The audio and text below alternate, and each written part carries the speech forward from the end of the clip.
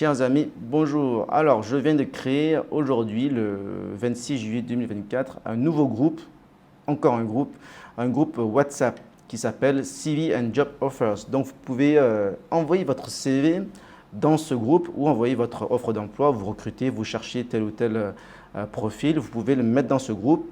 Et l'utilité, c'est que je vais juste cliquer sur forwarder et je vais le balancer à soit des personnes directement qui je pense potentiellement pourraient être intéressées, soit dans un groupe. Voilà, vous me dites, je cherche en priorité à Hong Kong, Thaïlande, Japon, et donc je peux relayer dans les groupes Thaïlande, Hong Kong, Japon, et pas dans Canada, Afrique du Sud, etc. Voilà. Donc c'est l'utilité du groupe et c'est aussi utile pour retrouver les informations. Comme ça, je sais que j'ai tous les CV dans un endroit. Et donc, si aujourd'hui vous cherchez tel poste, mais que j'ai pas de connaissance de besoin particulier, mais dans 3 semaines, quelqu'un me demande, est-ce que Marc, tu connais quelqu'un qui a tel profil?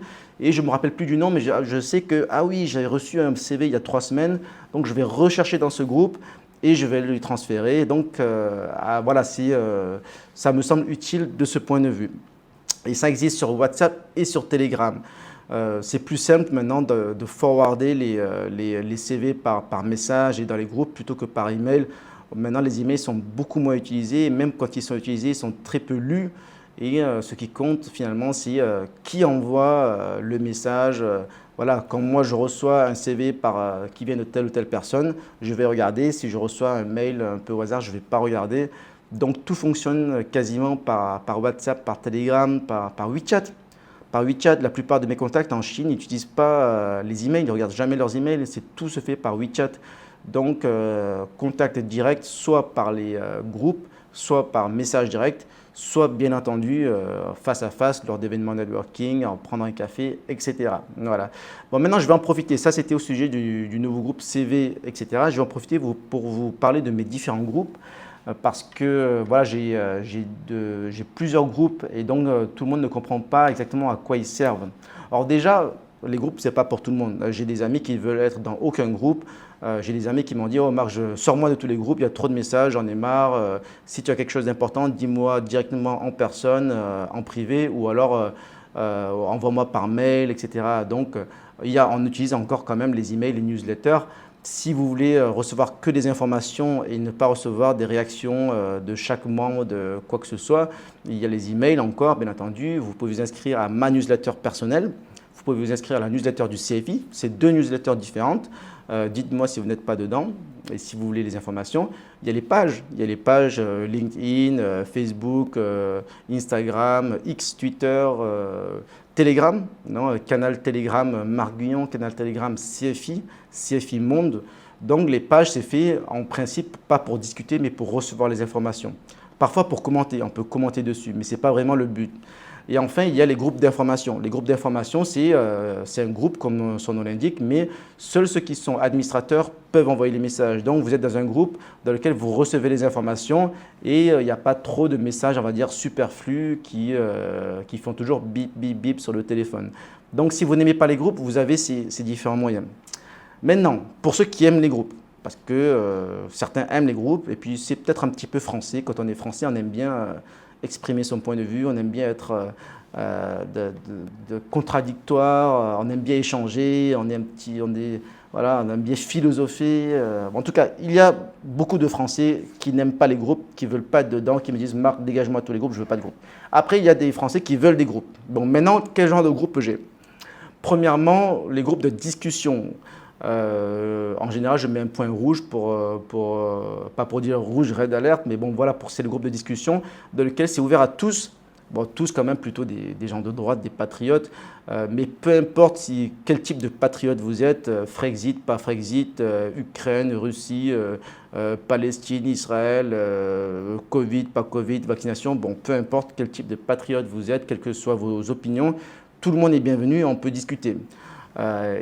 Beaucoup finissent avec des messages interminables. Donc en fait, c'est souvent des groupes où il y a trop de messages. Ça ne plaît pas à tout le monde, mais bon voilà, si ça vous convient, si vous avez une certaine capacité à trier les messages, J'ai un petit peu appris, moi aussi je suis immunisé, maintenant j'ai aucun problème avec les groupes, vous pouvez m'ajouter dans autant de groupes que vous voulez.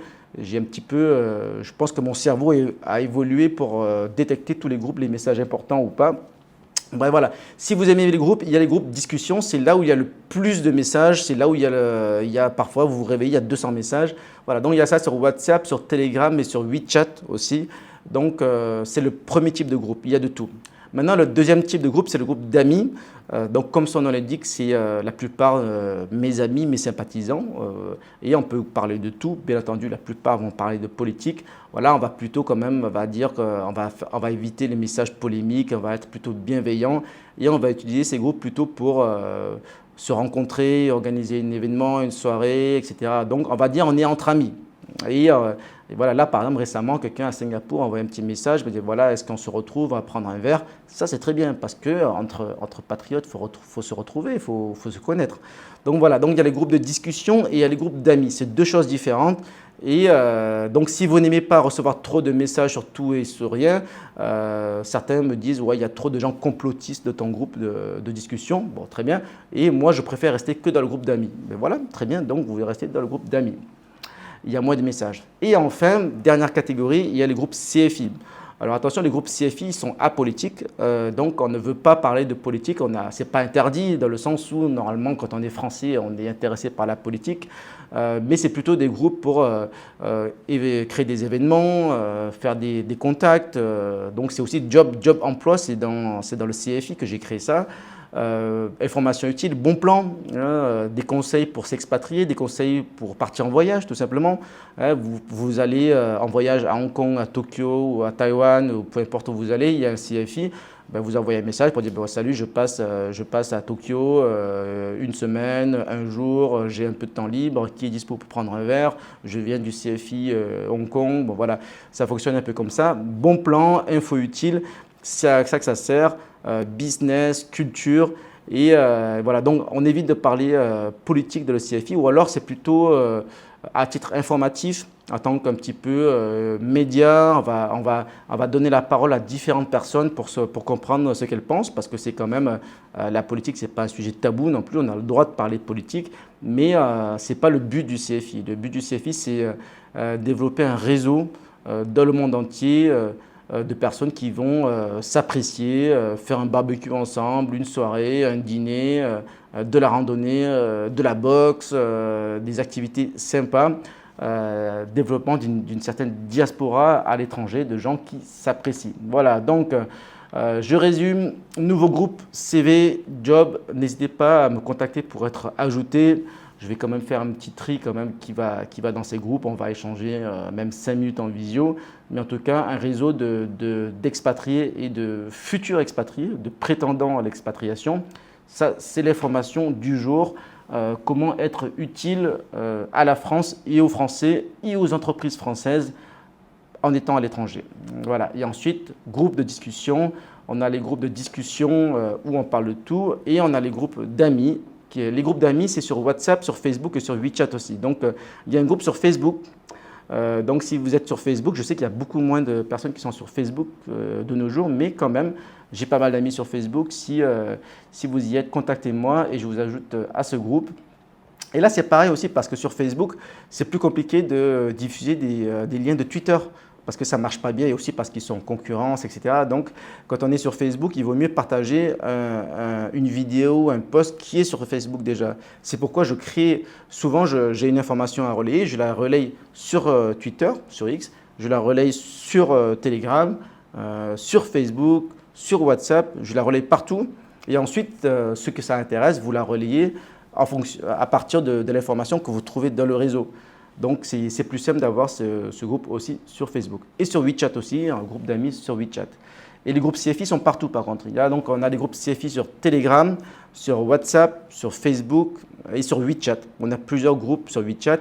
Et on a des communautés sur WhatsApp. WhatsApp, c'est par communauté.